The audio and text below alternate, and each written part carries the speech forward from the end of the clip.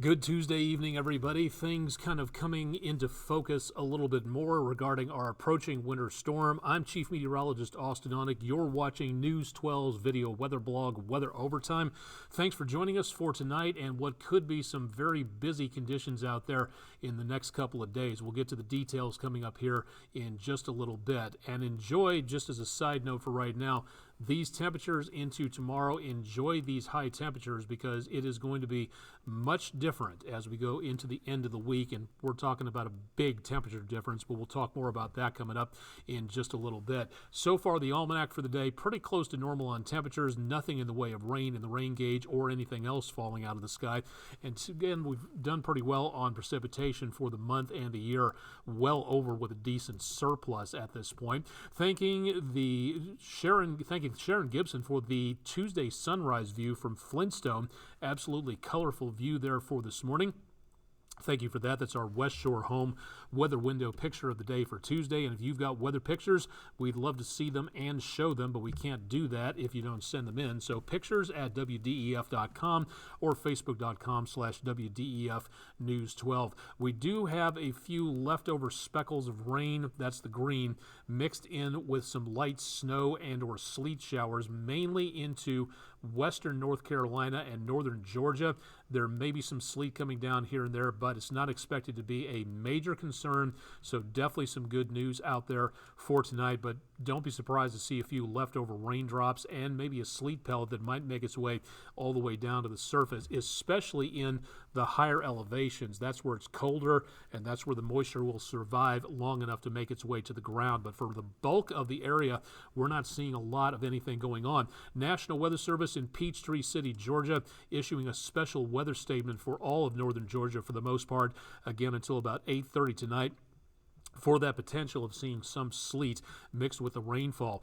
Big weather changes coming up, and the National Weather Services across the Midwest area are issuing a lot of winter weather watches, advisories, warnings, even some blizzard warnings taking place south of Minneapolis and west of Chicago. That's going to be an issue there. We also have down to our south, we have a lot of hard freeze warnings going on from Texas all the way over into Alabama. For us specifically, we have winter or wind chill watches taking place in the area, but we do not have them for everybody. Notice at this time that the National Weather Service in Morristown, Tennessee, has not issued anything for Tennessee or western North Carolina. More than likely, that is going to change in the next about 24 hours as that cold air gets closer, and a lot of these wind chill watches will more than likely become wind chill warnings. So this is going to be some dangerously cold weather coming on through. Our latest storm system that gave us that precipitation and clouds today, that's making its way out of the picture and heading on off to the east, so that will not be a problem for us. We do have, again, that colder air on its way, and that's making its way into the Midwest, past the Great Lakes, down to about I-70, and that's going to be heading on through. Let's go ahead and time things out for you. So far, this is what it looks like. Clearing skies, chilly for Wednesday morning, low temperatures back around freezing. Enjoy the temperatures tomorrow. We should be back to near December normals at this time. We're back in the lower 50s for highs with a cloud-sun mixture. And then by Thursday morning, we start to see a few speckles of rain showers, but it won't be cold enough for anything to be freezing, so definitely some good news on that. This is where the big change takes place. We're going to Thursday evening, and again, temperatures remain relatively stable, and then we get into the area close to midnight Friday. That's where we see the possibility of getting some warmer air on this side of that cold air blast coming up from the south. So we may see temperatures quite mild before this front makes its way on through.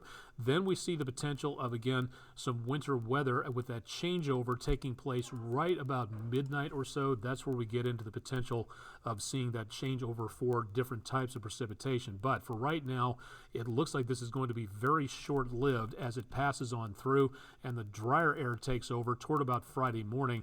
But that's also where we start to see some powerful cold air coming on through with single-digit temperatures and clearing skies without those clouds. Whatever heat we did have from the previous day will just be evaporating, and it's going to be a very chilly Friday. Lunchtime temperatures struggling to reach the double digits. Combine that with some very powerful winds, and we will be looking at sub-zero wind chills going into early on Christmas Eve morning. Now, for the snowcast out there, the Global High Resolution Atmospheric Forecasting System is going to be showing a better possibility of precipitation into the mountains south of Knoxville and back over toward Mont Eagle. This is a little bit more liberal forecasting model, allows for a little bit more precipitation coming on through. The European model is showing even less than that. I'd like to show a combination of these models where the best potential will again be around Altamont, Mont Eagle, and northwest of Chattanooga. And then we see again lesser potential but better back to our north and west, with hardly anything going on directly in the Tennessee River Valley. Now again, this is very preliminary.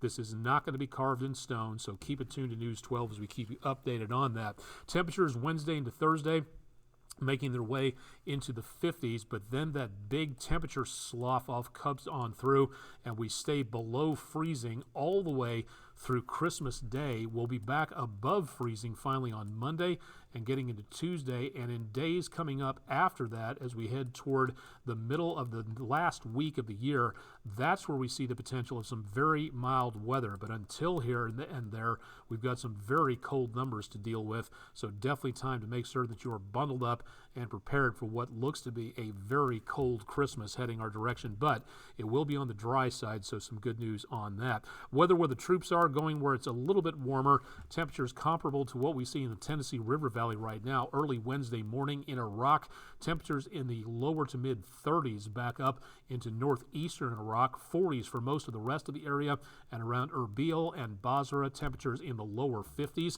And going back to around the Japanese islands, earlier today we had some very powerful Siberian air drifting on through. Soto Kano Air Base in near Tegucigalpa, temperatures very tropical, back in the mid 70s, winds out of the east about 5 miles an hour. More to be seen on my social media pages about all this stuff. If you'd like to know more, just find me out there someplace and we'll keep you advised on that. Again, what we're looking at is highly changeable. What we present to you here tonight is going to be changing greatly as we get into the next couple of days. We'll be seeing either some warmer temperatures, higher amounts of precipitation, or vice versa on that.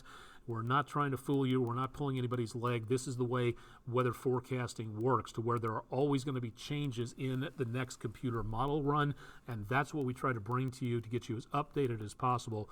This is, again, the meteorologist doing what they do best, trying to give you an idea as to what's going on, because you have to see these changes taking place.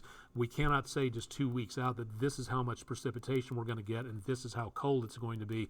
Things change, and if you've never tried winter weather forecasting, I highly urge it as a nice ego-busting technique, because it is something else to determine just how many variables there are in a situation like this. So the best thing to do for right now, keep it tuned to News 12. We will keep you advised and keep you, again, as updated as we can on the latest information to give you an idea as to what's happening. Want to know more about what's going on? Please drop by our website, again, wdef.com/weather. Email questions, hit me up at aonek@wdef.com. Chip Chapman will have an update on the forecast and all the changes that might take place overnight. That'll be coming up on the morning show starting at 5 a.m. Eastern, so join Chip for more details on that. And, of course, I'll be doing stuff online over the next several days to keep you updated there. Direct from downtown Chattanooga, Tennessee, I'm Chief Meteorologist Austen Onek on News 12's video weather blog, Weather Overtime. Thanks for joining us for Tuesday evening.